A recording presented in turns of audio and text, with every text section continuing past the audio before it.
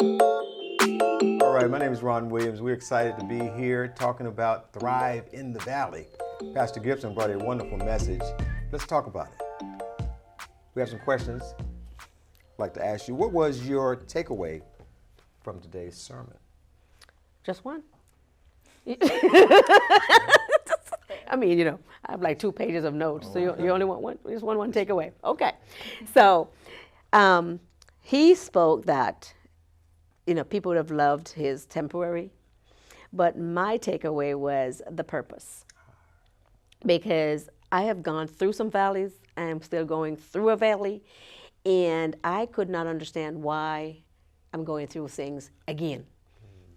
So, okay, Lord, what is the purpose? You got to show me something. So when he said that today, I was like, okay, so now I need to wait for the answer as to why I'm going through. So yes, I get it, but you just don't get it. Does that make sense? That makes sense. Yeah.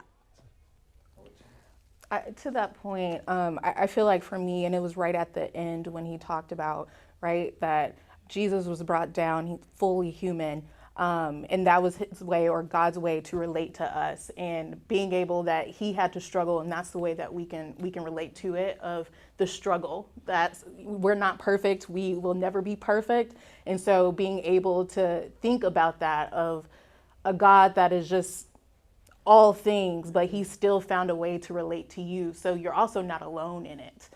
So he's there to, be there for you, be there to protect you, be there to guide you through the valley, to allow you to thrive in the valley. So really appreciate that aspect.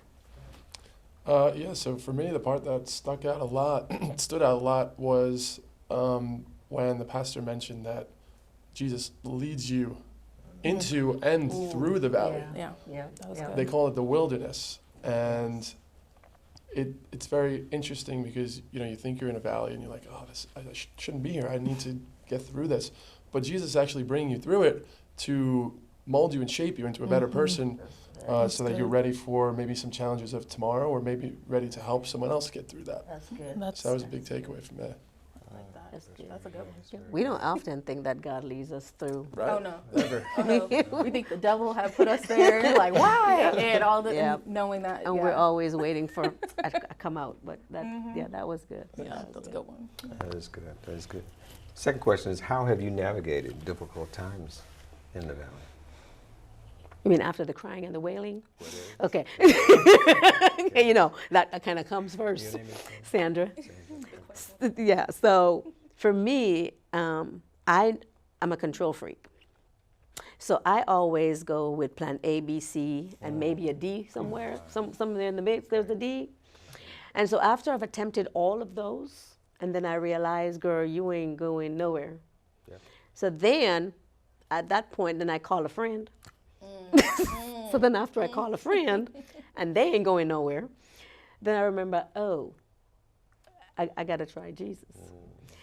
And it takes me some growing time before I stop calling a friend, but I still have plan A, B, and C. So then I do, okay, this is some serious stuff. So it's praying time. And then with praying time, sometimes, remember when the disciples were asking Jesus why they couldn't cast out the demon? Some things come with prayer and fasting. And sometimes the fasting may take a season. Sometimes we don't want to wait for that season. But over the years of my navigation system breaking down sometimes, I have come to realize that you need to, first and foremost, you got to pray. You got to fast. You got to pray some more. You're going to prostrate before God. You may have to snot up the carpet. Come on. I mean, you're just going to have to lay in the closet, and you're just going to stay there. Now, you don't necessarily hear an audibly answer, because sometimes we think that God's going to come down and tap it on the shoulder and talk to us. But you get up and you're like, oh, okay, I'm good. And you just keep on popping. So I just go with the prayer thing. And it takes the time. It takes time. I can't go after that. I'm over here thinking, I'm like, is she reading my story? Because I am the exact same way of, I want to put in all of my A, B, C, D, and maybe even an E. Of course. Now, at that point, I'm really desperate. But yeah, it is. You hit a wall, and you realize that He is the answer. He's the only answer, and you can't.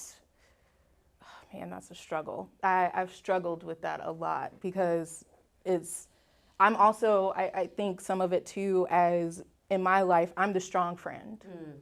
So oftentimes I also can't show folks, or I feel like I couldn't show folks that I was struggling. So I couldn't even have the friend to call on because I'm like, oh no, okay, I have to put up this facade. And so in that regard, I had to think of, okay, what's my only other option if I don't want to go to my human folks? It's to go to Him. And I mean, it happens every single time where I'm brought out of it, and I just have to rejoice in that. But do you find you have to slide to the mud first? Oh, absolutely. Absolutely. And it's not an overnight thing at all. Oh, no. Let's do a mudslide. Yeah. But, you know, and I think, too, even what you were saying earlier about going through the wilderness and going through that struggle, right? It might be a purpose for that is that you're showing it to others. And I think that's where the season I'm in now is like, I've gone through these things and it's like, okay, but now it's my opportunity, which we've been talking about it, right? About discipleship is sharing my story to others. Because I, for so long, have just kept it to myself. So, yeah. That's awesome. Yeah, definitely. Once you make it through something, help extending the helping hand to the next person. Absolutely. For me, when I'm in the valley, I definitely agree with both of you. Pray is number one. I'm turning to prayer. I'm turning to Jesus. But oftentimes in a valley, especially like a prolonged valley, I will try to count my blessings a little bit in that valley. Like, not always is the valley, like a valley is not a great place to be, but sometimes you learn a lot. You realize a lot. You learn some things about who you are. You learn some more things about what you need in your life. And in a way, the valley has, you know, a flower here, a flower there, something like that. And it's not such a terrible place to be when you're trying to make the most of it and trying to remain optimistic. Yeah. You go through a valley as a young person and come out old. I'm serious though. You either go in there age young or maturity, Yeah. and you come out a whole different person. And then you look back and wonder, oh, who was that? But you actually have some level of maturity coming on the other side when you pass through that valley. Wow, that's awesome because now we're leading into really finding out how has the valley shaped your walk with Jesus. Ooh. Ooh. I'm gonna let him start. Oh, you're gonna send it down this way? Thanks, Sandra. I'm gonna remember this. I'm gonna throw it down there. You go ahead. Come on, you got it. All right, so it's how does the valley shape your relationship? Your walk with Christ. Yeah. You walk with Christ. Jesus, yeah. You realize sometimes in a valley that the Lord has plans for you, but you don't know what they are. You don't see them right then and there. And so that's kind of where the faith and the trust comes in. And what's awesome about that is that it compounds. So, you know, I remember struggles I went through at age 15, age 17, 20, whatever it is. And I look back and I realized I made it through that. And it's because God was with me and Jesus led the way and put me right where He needed me and got me through that. And I'm better because of it. So when I struggle today, I look back at the things Jesus has helped me with in the past. I say, hey, He's helped me get through that. And I know He's going to help me get through today. So I go through the valley kind of confidently and know He's there with me. Ooh, I'm so proud of you. Confident. Try to. Okay, yeah, Not always easy. I'm not always in the valley confident, but I try to be. It's giving me a lens of because He has given me so much grace that, I feel like from that perspective that I am able to see things differently. And also thinking back on some of the valleys I've gone through and have come through, it gives me humility, gives me some grace to others and to myself. And it's just that trust is there for sure. Being able to just lean in And it's a challenge sometimes, and I give myself grace because, again, I want to go back to all of my plans and my thoughts. But I think just knowing that I can continue to trust him. He has never failed me. And he has constantly given me grace, even when I've had moments where I've gone back. Let's be real. Sometimes we have gone through a valley and there was something in that season while we were going through that valley that looked nice. And so we go back and now we're confused on why we're back in the same valley or going through a, and it's like, I still have to teach you a lesson you still have not learned. Yes. And so it's like those pieces too that, again, I have to just sit in it and just be thankful that he continues to be there. Well, I had a valley that I went through, and that's where the unpredictable valley came in. Didn't expect it, didn't see it coming, and it seemed like it lasted a long time. And I cried out to God. I questioned why. I went through the denial. I went through the anger. I went through the bargaining, and it seems like there was no answer. And it seemed like it just kept going on, and then more things were stacking up onto in there. And it's like I saw the light, and then somehow there was a storm, and it just blocked the light, and it just seemed like I was in a dark place for a long time.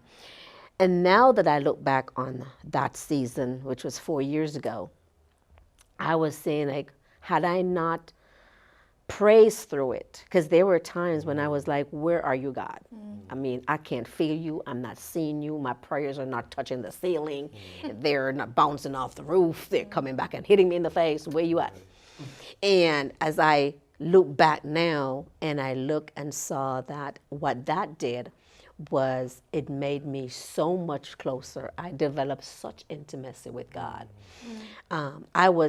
I had no choice but in the midnight hours, because that was COVID time, by the way.